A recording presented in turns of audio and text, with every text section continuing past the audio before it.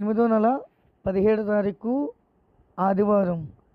ప్రతి సంవత్సరం ఏదో ఒక ఆధ్యాత్మిక కార్యక్రమం జరుగుతూ ఉంటుంది అచ్యుతాపురం గౌరీ పరమేశ్వర సంఘం ఆధ్వర్యంలో.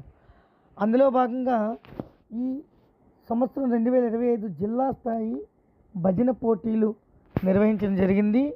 కావున ఇందులో 27 భజన బృందాలు పాల్గొన్నాయి. ఈ 27 భజన బృందాల్లో మొదటి బహుమతి 31,000 గెలుచుకున్నటువంటి సూచుకొండ గ్రామం. రెండవ బహుమతి ఏదైతే కొత్తపెంట రాంబిల్లి మండలం 21,000 రూపాయలు గెలుచుకున్నారు. అదేవిధంగా మూడవ బహుమతి అచ్యుతాపురం మండలం మోసేపేట గ్రామస్తులు గెలుచుకున్నారు. ఈ యొక్క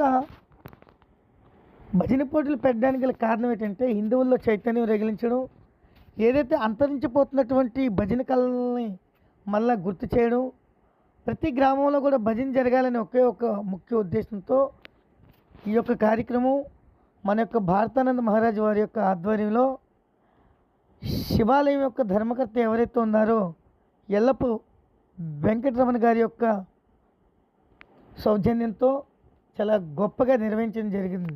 కానీ ఇందులో గొప్ప విశేషం ఏమిటంటే ఆదివారం మీ అందరికీ తెలుసు ఎంత వర్షం పడిందో ఆగకుండా.